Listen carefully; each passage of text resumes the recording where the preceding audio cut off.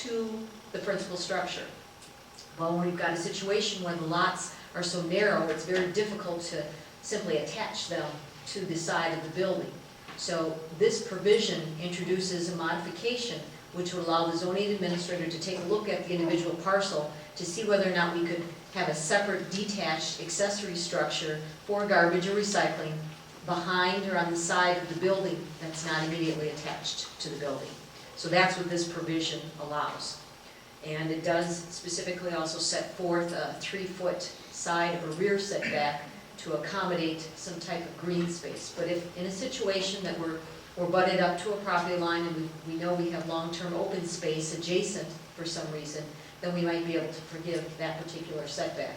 Again, what we're trying to do is be able to use the existing non-conforming B2 lots or community business district lots and still have them accommodate a reasonable use, but not to eliminate any of the essentials that need to be on that property. So section E1H sets forth this very provision. And then there is another area where it talks about the principal structures, again, and that is in section 2F like Frank. And again, that paragraph accommodates these types of accessory structures on the property. Gene, you have a question, Mike? Gene, with reference to the commercial districts that require the garbage dumpsters or the facility to be attached to the building? Yes. Is that pretty standard in all commercial? Yes. It's a site and operational plan provision that was incorporated into the modifications that we rewrote a couple of years ago. And that's just the enclosure part that we're talking to be attached to the structure, is that correct? That's correct. And then the dumpster itself, or the recycling dumpster itself, needs to be inside of that enclosure. Okay, I'm not disagreeing with that. The only thing that came to mind was that sometimes these facilities start on fire. And if they're too close to a building, and if they're in the back of the building, a fire can get a pretty good start before somebody can spot it to call it in. I just wonder, how far do we keep those dumpsters from the building? What's the requirement? If the enclosure is attached to the building, how far away can that dumpster be that it possibly could cause a problem? Maybe we could get Chief Gilbert to comment on it, because I think that's a good point.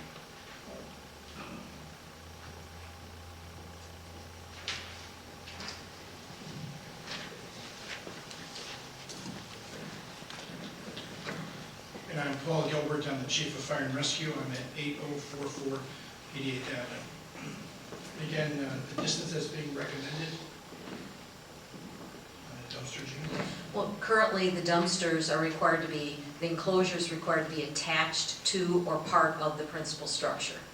And if in fact it's separated from the building, we would require that it has a minimum of a 10-foot separation between the building and the accessory structure and a minimum of 3 feet from the lot line. I don't have it, I can't quote it without looking it up, but I know there's a difference between the dumpster being against the masonry wall versus a combustible wall as to what the state fire code requires. And what I can tell you is that in the B2 district, all of the walls for our buildings must be masonry, brick, block, stone. They can't be combustible material.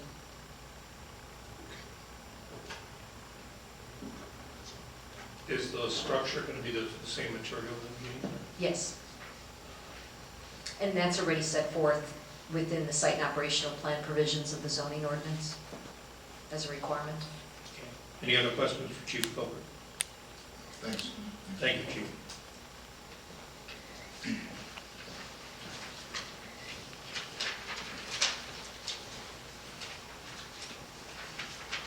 If there was no other comments, I move approval of ordinance 7-51. A motion by Mike, second by Steve. Any further discussion on this item? Hearing none, those in favor? Aye. Opposed? So carried. The next item is item D, and that is to receive the Planning Commission recommendation and review and consider Chapter 7, which is the issues and opportunities element of the multi-jurisdictional comprehensive plan for Kenosha County. Mr. President, members of the Village Board, this is Chapter 7, the issues and opportunities element, as presented as part of the multi-jurisdictional comprehensive plan for Kenosha County. This chapter was presented to the Plan Commission at their last meeting on Monday, and we actually had a chance to talk about this chapter at our county meeting on Tuesday of this past week. So I'll go over the chapter briefly, and then possibly I can address some of the concerns and comments that were raised at that last Plan Commission meeting.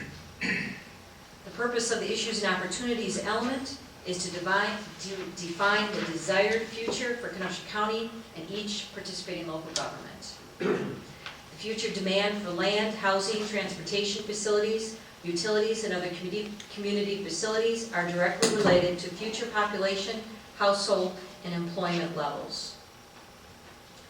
The information regarding population and household projections for the year 2035 serves as a basis for developing the planning framework along with employment projections, and it's provided as part of Part 1 of this chapter. Information on employment projections is provided in Chapter 8. Part 2 of the chapter sets forth Kenosha County's visioning process and its results, and describes the process used to develop a county-wide vision statement, as well as to identify issues and opportunities. At the meeting on Tuesday, we actually helped to put together that visioning statement, and I'll be bringing a draft of that statement back to the Plan Commission and the Board in January. The vision statement was developed. Again, we're working on multiple drafts of that vision statement, and it will provide the framework for the county. The village will also develop a vision statement as part of our comprehensive plan, which will then be presented to our own village. The vision statement expresses the preferred future, key characteristics and expectations for the future desired by the county and the 9 local units of government. So it's a rather generalized statement that we try to have it apply to all of the communities within Kenosha County and in addressing the 9 planning elements of the comprehensive plan. The Wisconsin statutes requires the issues and opportunities element include a statement of overall objectives, policies, goals, and programs. This is new. It's not something that was included in the last comprehensive plan that was prepared, but it is something new that the government wanted to have us include in all comprehensive planning, not only in Kenosha County, but throughout the state. Goals, as stated in the comprehensive plan, are broad and general expressions of a community's aspirations towards the planning effort. Goals tend to be the ends rather than the means. Objectives are more specific targets derived from goals and necessary to achieve those goals. They're still quite general in nature. The policies are rules or courses of action necessary to achieve the goals and objectives which they are derived. And programs are a system of projects or services necessary to achieve the planned goals, objectives, and policies. And again, as we go through this on a county-wide basis, we have to keep that in mind. We will be looking at this much more specifically as it pertains just to Pleasant Prairie next year. Again, the first section was population and household projections. Projection of future population, household, and employment levels is essentially in order to complete a comprehensive plan. The future demand for land, housing, transportation facilities and services, utilities, and other